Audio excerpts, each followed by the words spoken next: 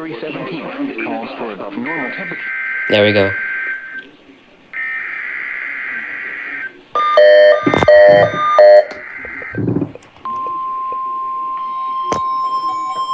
Oh.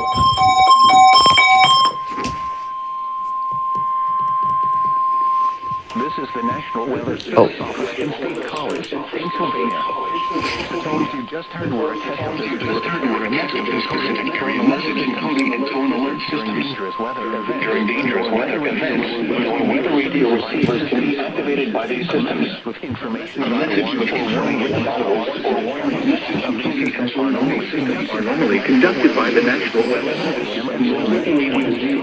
If there is a threat of severe weather, the test may be postponed until the next weather day. This was a test of this specific area message encoded in tone alert systems.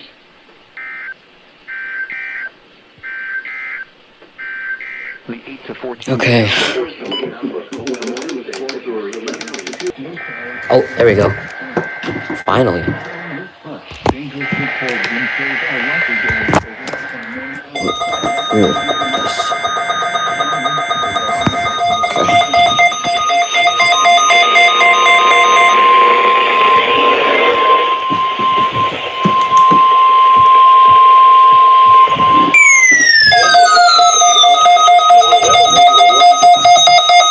During potentially dangerous weather situations, specially built weather radios will be 36. automatically activated to warn of the impending hazards.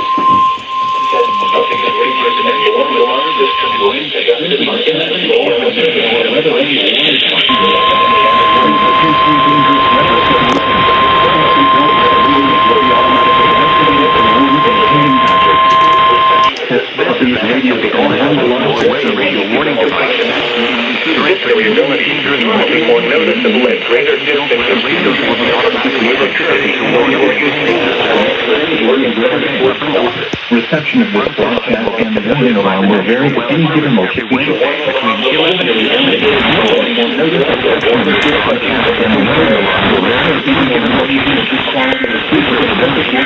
More noticeable at greater distances from the transmitted service will occur even when you are using quality receiver warnings and selected watches affecting the listening area. Consistent warning service possible. The warning alarm will only be activated for warnings and selected watches affecting the listening area. This hazardous weather outlook is for the Maryland.